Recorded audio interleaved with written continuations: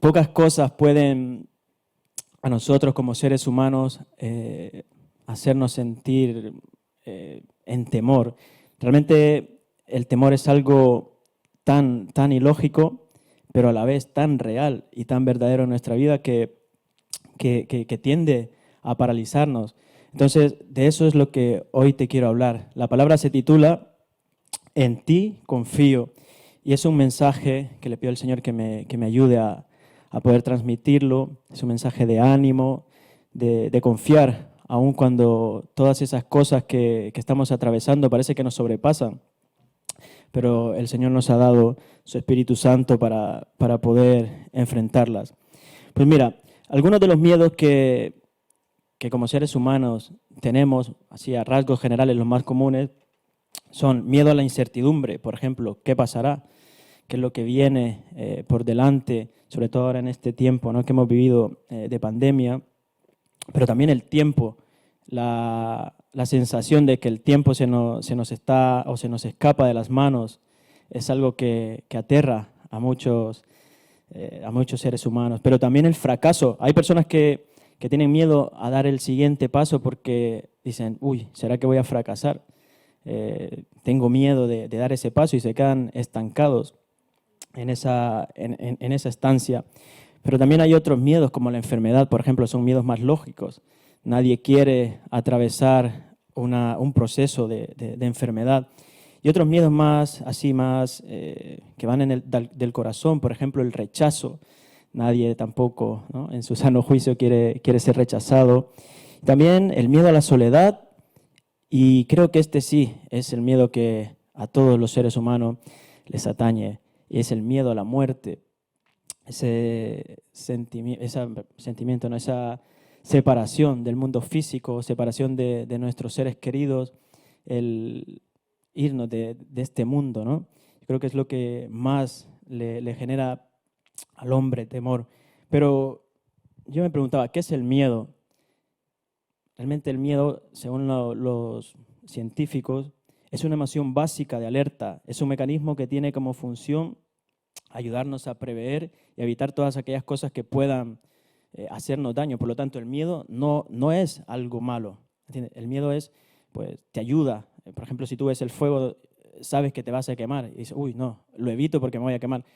Por lo tanto, el problema no está en el miedo, sino cuando no sabemos gestionarlo. Ahí es cuando ocurre realmente eh, una, algo fuerte, ¿no?, en el hombre. Cuando tú no sabes gestionar el miedo, es cuando comienza a haber un problema, porque todos lo enfrentamos, todos. Da igual si eres pequeño, joven, adulto, anciano, el miedo siempre llega a visitarnos. Pero la cuestión está ahí, en cómo saberlo gestionarlo. Mira, no saber gestionar el miedo desemboca en un malestar, en una preocupación constante y en el peor de los casos nos paraliza.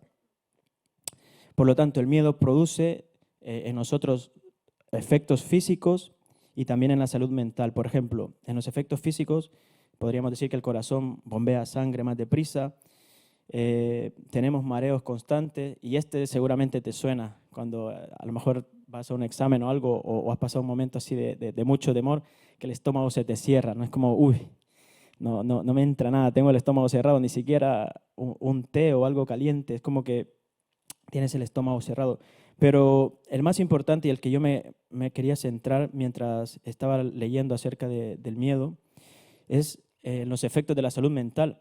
Mira, dice que en la salud mental produce estrés, sentimiento de agobio, insomnio, y estas últimas tres son las que más me llamaron la atención porque produce también vulnerabilidad, inseguridad y baja estima. Por lo tanto, mientras estaba leyendo esto, podía entender que el miedo desproporcionado es prácticamente un ataque a nuestra identidad. Es como, sin darnos cuenta, al acceder, al permitir que el miedo entre a nuestra vida, comienza a minar nuestra moral. Tú ya no sueles hacer las cosas que hacías antes, comienzas a retraerte, comienzas a esconderte y poco a poco vas perdiendo ese sentimiento de felicidad. Por lo tanto, es algo que todos sufrimos, pero como te he dicho antes, lo importante está en cómo nosotros lo enfrentamos. Es decir, no me voy a quedar aquí, voy a superarlo. Y para esto, mira, me gustó mucho esta frase del poeta español Alonso de Ercilla. No sé si la tenemos por aquí. Es un poeta que escribió la obra La Araucana. Y es un poema épico que relata la primera fase de la conquista de Chile. Y dice, bueno, ahora aparecerá. Dice, el miedo, te la voy leyendo mientras, el miedo es natural en el prudente y saberlo vencer es ser valiente. Te la repito, el miedo es natural en el prudente y saberlo vencer es ser valiente. Hablando vulgarmente, o sea, cualquier persona que tenga 2 dedos de frente es normal que tenga miedo, pero la cuestión es, como dice aquí este poeta, Alonso de Ercilla, la cuestión es saber vencer el miedo. Ahí está nuestra verdadera fortaleza y eso es lo que Dios espera de nosotros, hermanos, que nosotros sepamos enfrentar el miedo, que no nos quedemos anclados o arrinconados por ese temor, sino que salgamos adelante y luchemos contra ese miedo. Y mira, esto es lo que hoy te quiero hablar. Por ejemplo, el pueblo de Israel es el claro ejemplo de personas que vivieron en el temor, que abrazaron el miedo cuando Dios les decía, confíen, no teman, confíen en mí, no se alíen con otras personas, yo soy su Dios, no tienen que hacer alianzas con nadie, por lo tanto, si están conmigo, están guardados, están conmigo, mi corazón está con ustedes, no tienen por qué hacer otras alianzas, pero en infinidad de ocasiones el pueblo dijo, no, tenemos miedo, vamos a hacerlo a nuestra manera, vamos a buscarnos las habichuelas, como se dice, y nosotros vamos a hacer nuestras propias cosas. Y esto es lo que estaba viviendo el pueblo de Israel en ese momento. Mira, estaban en este punto de la historia que vamos a leer, ellos estaban aterrados realmente porque temían el poder de Babilonia. Estaban a punto, es en tiempo del profeta Isaías, y el pueblo está a punto de sufrir el exilio.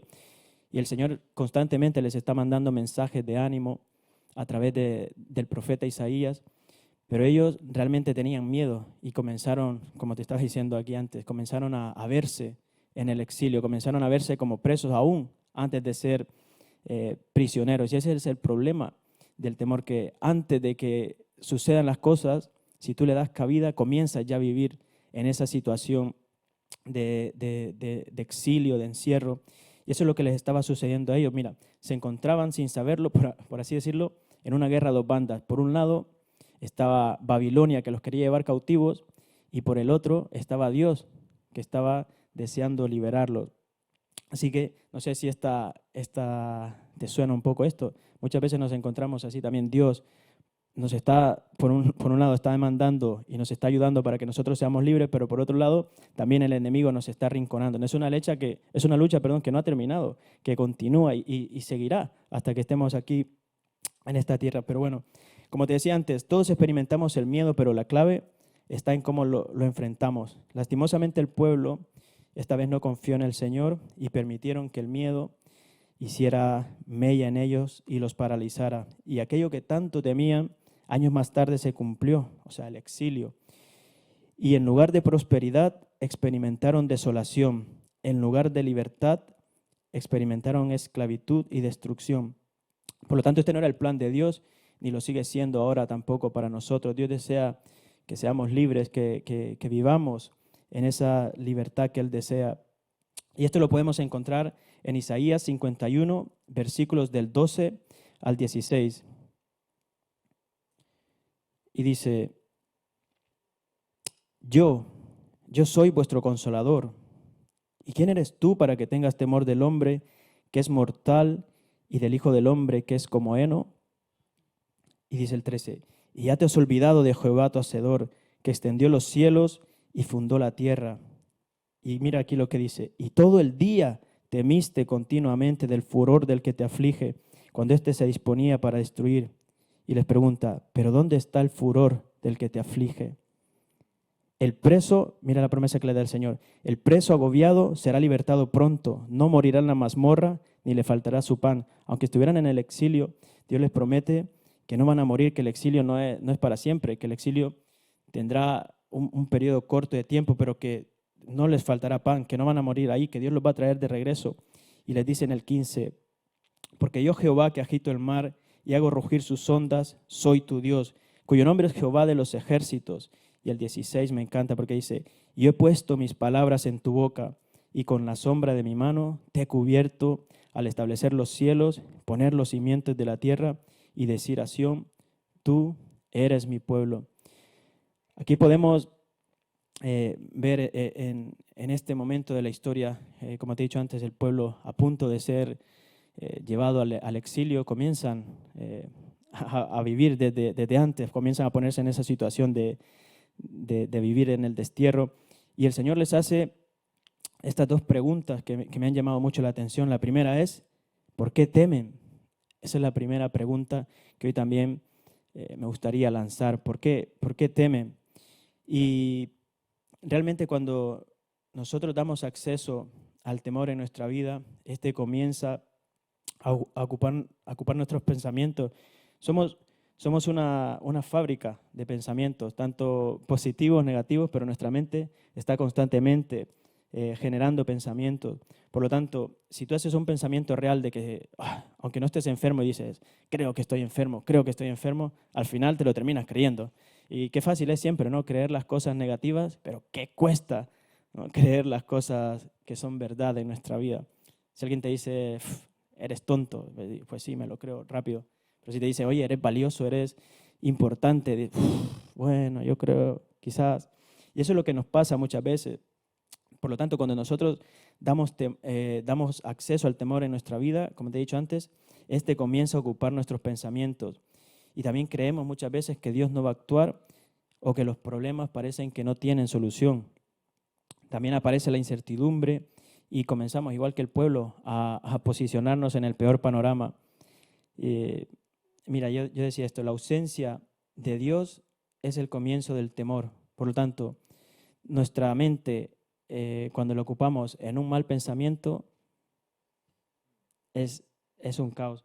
Entonces, ahí radica uno de los principales problemas. Cuando comenzamos a ausentarnos, cuando comenzamos a dejar a Dios fuera de nuestros planes, ¿qué es lo que le pasó al pueblo? Comenzaron a dar acceso al temor, pero tenemos esta promesa en Romanos 8:31 y dice,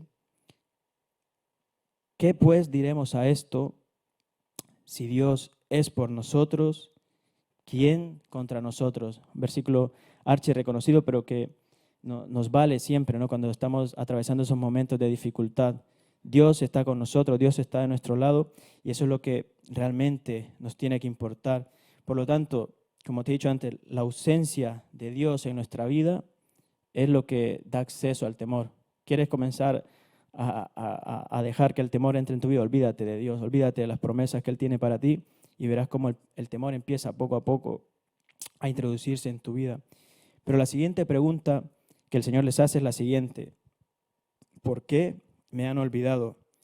Y esta también me gustó mucho porque creo que Dios, bueno, estoy seguro que Dios es un Dios personal y realmente Él está con nosotros en cada momento.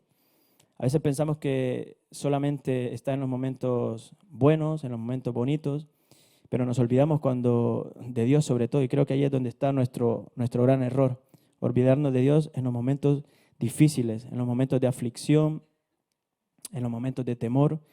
Es ahí cuando Dios está interesado en ayudarnos. No debemos olvidar que Dios quiere sacarnos de ahí, sino que busquemos, confiemos en Él constantemente. Cuando estemos atravesando esos momentos de dificultad, acudamos a Él. Pero esto no solamente aplica al temor.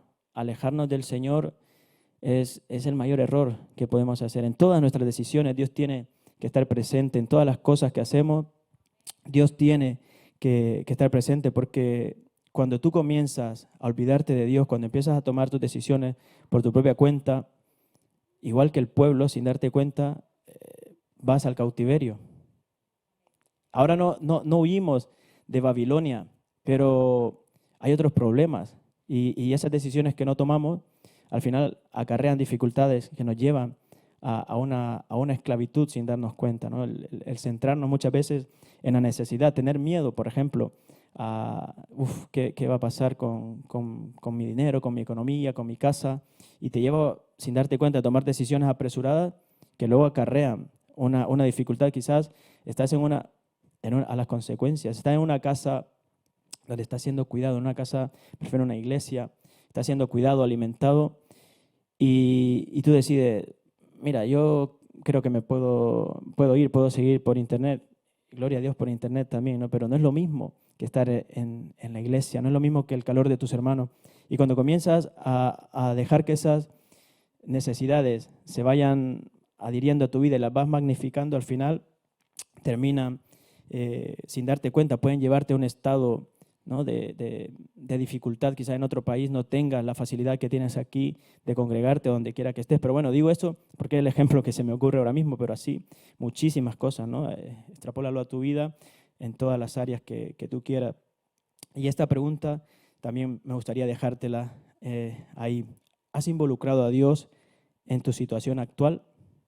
No sé cuál situación estás atravesando, pero me gustaría dejártela ahí. ¿Lo has involucrado? ¿Está Dios de acuerdo? ¿Está Dios contento? ¿Está Dios involucrado en ese proyecto, en esa situación que estás atravesando ahora mismo?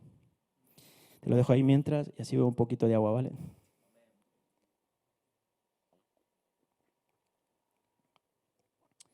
Pero mira, al contrario del pueblo de Israel, que constantemente se olvidaba del Señor, hay un hombre que siempre nos da ejemplo en la palabra, y ese es David. Y me gustaría para ello que fuéramos al Salmo 56:3, y ahí vamos a ver cómo actuaba David cuando él tenía temor. ¿Qué es lo que hacía David cuando él estaba en esos momentos de angustia, de dificultad? Mira lo que dice David, qué sencillo, pero qué poderoso. El día que temo, ¿qué dice? Uy, el día que temo, en ti confío. Mira, David entendió este principio. Él no, aunque estaba ya hace muchos años atrás, antes que nosotros, él entendía esto, que si daba lugar al temor, podía ser presa de este. El temor, como te dije antes, tiende a anularnos, tiende a hacernos creer que Dios no puede obrar en nuestra vida, que Dios no puede cumplir aquello que nos ha prometido. Por lo tanto, nos anula de todo aquello que Él tiene para nosotros. Por lo tanto, David no le daba temor, no le daba lugar al temor, perdón. Y hay una corriente de psicólogos, Lucy, que está estudiando psicología, quizás me pueda ayudar con esto también, que dicen que dedicar mucho tiempo a pensamientos hace que se conviertan en una fortaleza en tu mente. Por ejemplo, como te he dicho antes, si tú crees muchas veces y te estás repitiendo que no vales para nada, al final lo terminas creyendo. O sea, todo aquello que tú piensas durante largos periodos de tiempo se convierte en una fortaleza. Por lo tanto, es lo que David hacía. Cuando tenía temor, confiaba en el Señor. Y bueno, hermanos, tomando este principio de que aquello que pensamos durante largos periodos de tiempo se convierte en una fortaleza para nosotros, yo te lanzo esta pregunta también. Tomando ese principio natural, llevándolo a lo espiritual, ¿no será que Dios, por ejemplo, quiere que nosotros también, en lugar de temor, pensemos constantemente en sus promesas? O sea, ¿no será que Dios quiere que cuando viene el temor nosotros, en lugar de acceder a Él, estemos pensando en sus promesas? ¿No será que Dios quiere fortalecer nuestra mente y nuestro corazón? Se lo dijo a Josué: no te apartes de este libro, medita en él de día y de noche. También el Salmo 1 creo que lo dice, ¿no? El bienaventurado el hombre que medita en la ley de Jehová y bueno, y que de día y de noche está meditando en su palabra.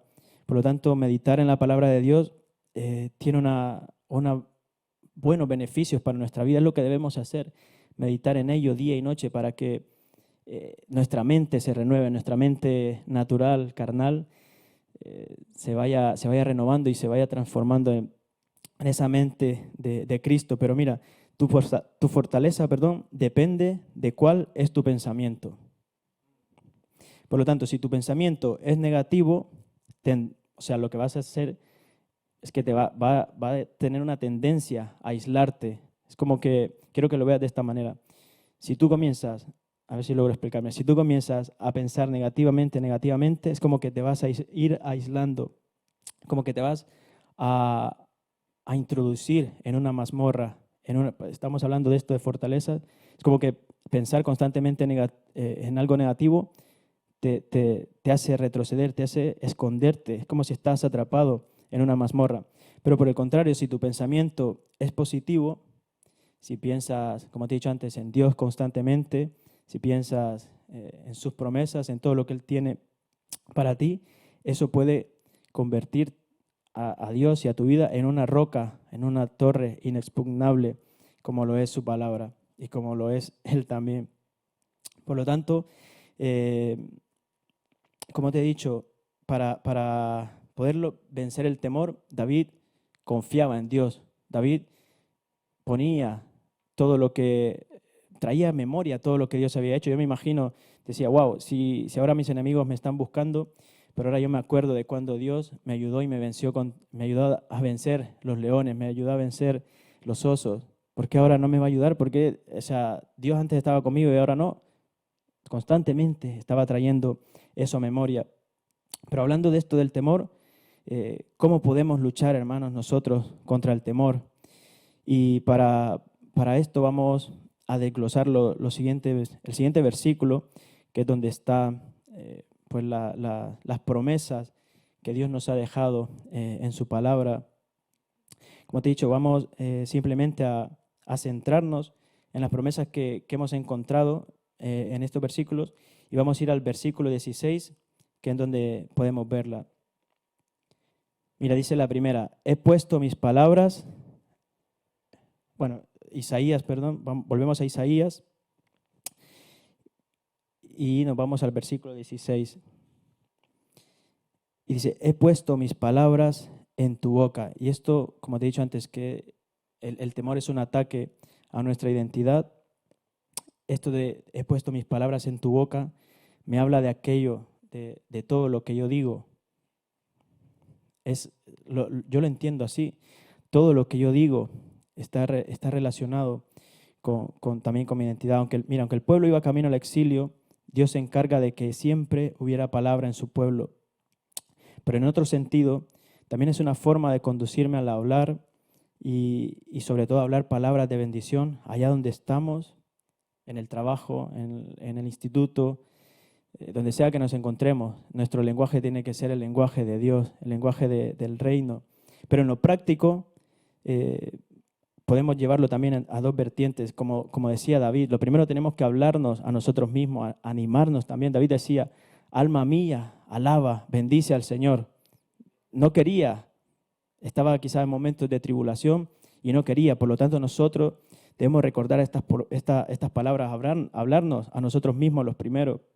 Es decir, alma mía, bendice al Señor. Y es así. Muchas veces quizás no tenemos fuerzas para animar a otros, por lo tanto debemos comenzar animándonos a nosotros primero.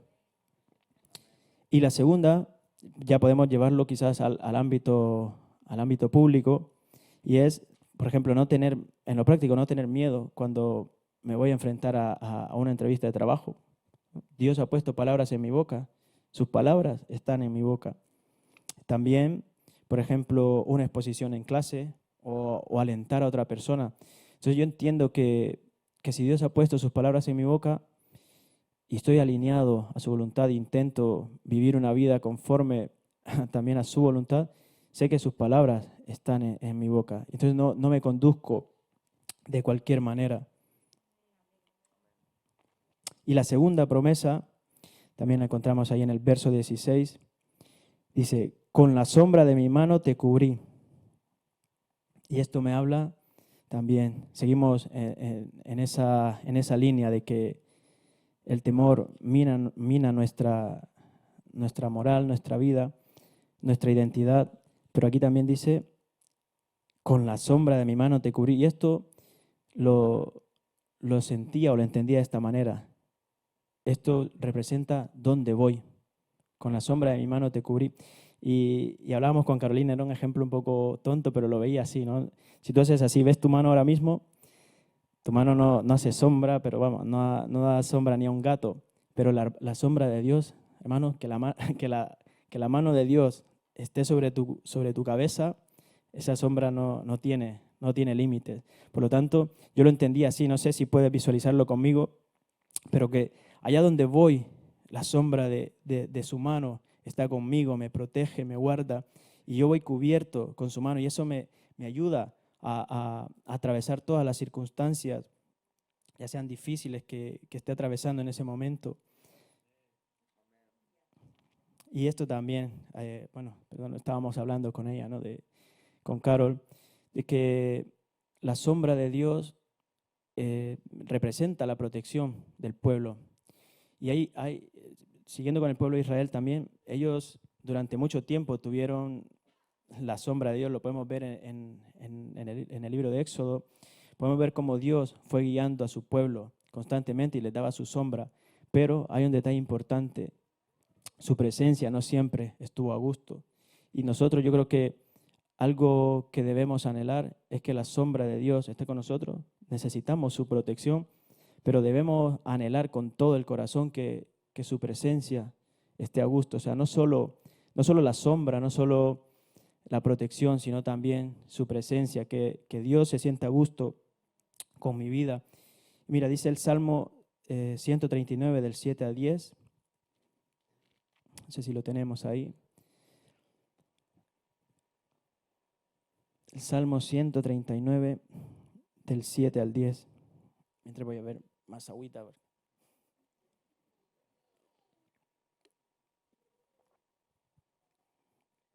Mira lo que decía el salmista. ¿A dónde me iré de tu espíritu? ¿Y a dónde huiré de tu presencia? Dice, si subiera a los cielos, ahí estás tú. Y si en el Seol hiciere mi estrado, he aquí, ahí tú estás.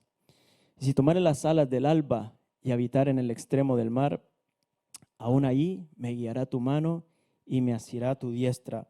Por lo tanto, entender que la protección de Dios, o sea, no nos podemos, qué bonito, ¿no? Saber que no nos podemos ir de su mano donde quiera que nosotros vayamos, la sombra de Dios, su mano, su protección, su cuidado siempre está con nosotros. Por lo tanto, ten esto siempre presente, hermano.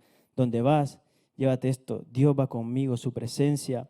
Y me gustaría por lo menos que te quedes con eso tan gráfico, su sombra, su mano, afectando positivamente todas las áreas de tu vida. Allá donde voy, en el trabajo, Señor, ayúdame. Que pueda ser de testimonio, que pueda dejar bien tu nombre, que no dando bibliazos como se dice, ¿no? Pero sí que vean en nosotros algo diferente, hermano.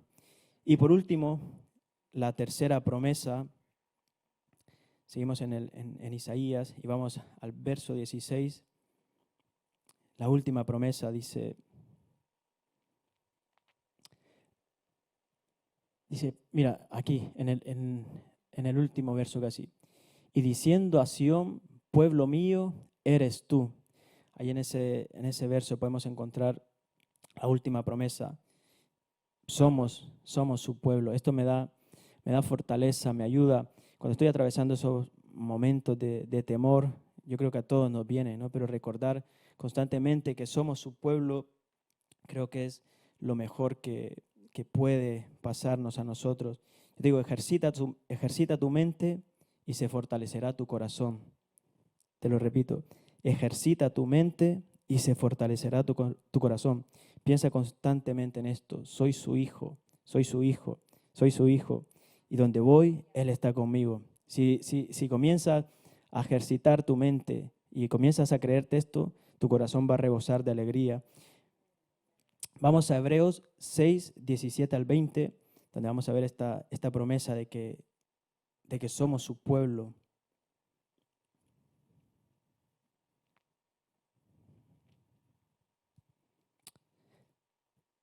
Te lo voy a leer, perdón, te lo voy a leer de la Nueva Traducción Viviente, ¿vale?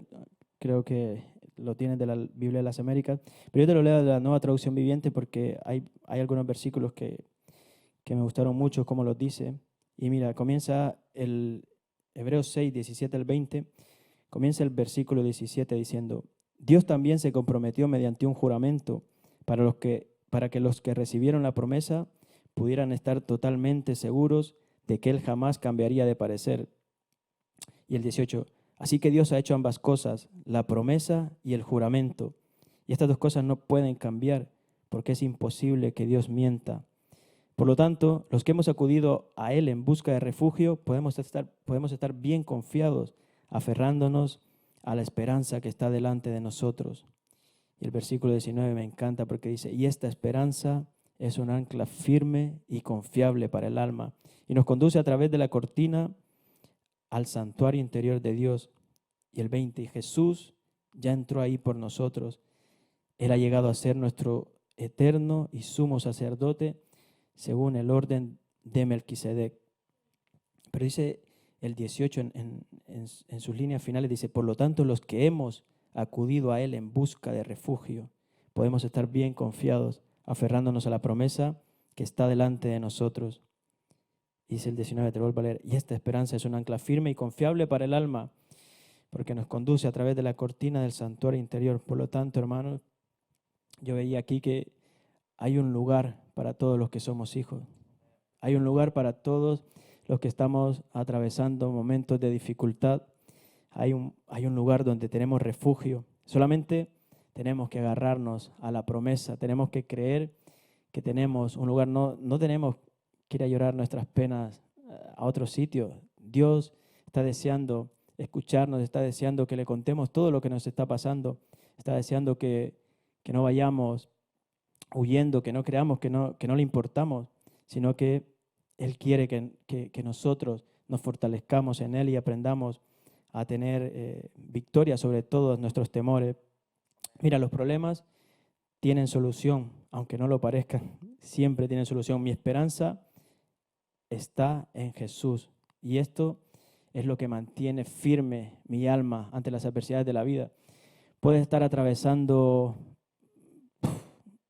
sé que todos aquí atravesamos problemas, pero aunque nuestra vida haga aguas, hablando en estos términos, confiar en Jesús mantiene nuestra alma, mantiene anclada, es como esa ancla que cae y mantiene al barco, lo mantiene atado para que no se mueva, no se vaya a ningún otro sitio. También Jesús para nosotros es esa ancla. Aferrarnos a esa promesa es lo que tenemos que hacer. Es que no sé ni cómo explicarlo, tenemos una gran victoria, una gran bendición a la mano, simplemente que tú lo creas, lo tomes por la fe y digas, wow, Señor, yo creo que tú tienes un lugar para mí, creo que en ti está suplido todo lo que necesito, todas las adversidades de mi vida, todo lo que esté atravesando está solucionado. Mira, cuando el temor nos invada, con esto ya voy terminando, creo que ha sido corto, ¿no? A mí se me ha hecho eterno, pero con esto voy concluyendo. Cuando el temor, hermano, nos invade, tenemos dos opciones. La primera, quizás ser como el pueblo de Israel, olvidar al Señor. Yo no quiero ser de eso realmente y que luego el Señor me tenga que tirar de las orejas.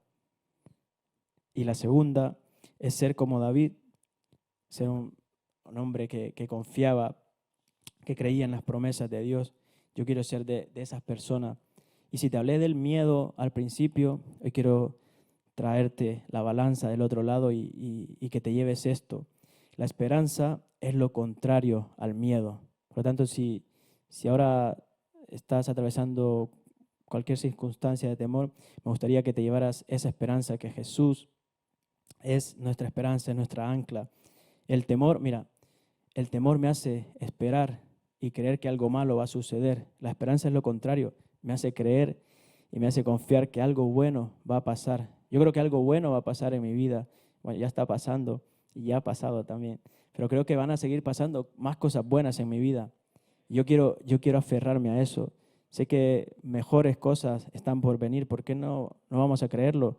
Aunque el mundo se esté derrumbando, yo creo que Dios tiene promesas para nosotros. Creo que no tenemos que vivir en cautiverio, no tenemos que vivir tampoco en el exilio, sino que vivamos aferrados a esa promesa como hijos de Dios. ¿Y qué puede ser el ancla? En este caso, como te he dicho, Jesús es nuestra ancla, pero también una palabra, ¿no? Una promesa de Dios.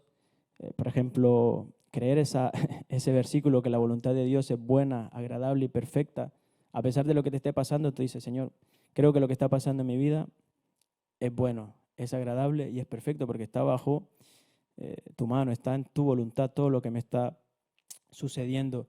Y eso en los momentos de dificultad te va a mantener anclado a, a todo lo que puedas estar viviendo. Y por lo tanto, hermanos, con esto quiero concluir. Como te he dicho antes, Jesús lo ha hecho todo por nosotros. Yo creo que no hay nada que no, o sea, que no podamos vencer si realmente creemos. Hay victorias que hemos conseguido creyendo que Jesús lo ha hecho. Simplemente, no sé si está la imagen ahí final, Ciara. Yo sentía esta imagen y me gusta mucho porque esos momentos de temor, como te he dicho antes, necesitamos algo mayor para poder vencerlo y es confiar en Jesús. Cuando estamos viviendo esos momentos de dificultad, cierro mis ojos y digo, Señor, tú te entregaste realmente por mí, que ya ves, que no valgo nada. ¿Qué le puedo dar yo a Dios? ¿Qué le podemos dar nosotros? Realmente nada. Nos salvó, nos rescató por puro amor, por desear estar con nosotros. Y creer eso me da dignidad, me hace sentir que valgo y no tengo por qué estar viviendo en temor. Así que piensa en esto constantemente. Dios es nuestro refugio. Él ha enviado a su Hijo.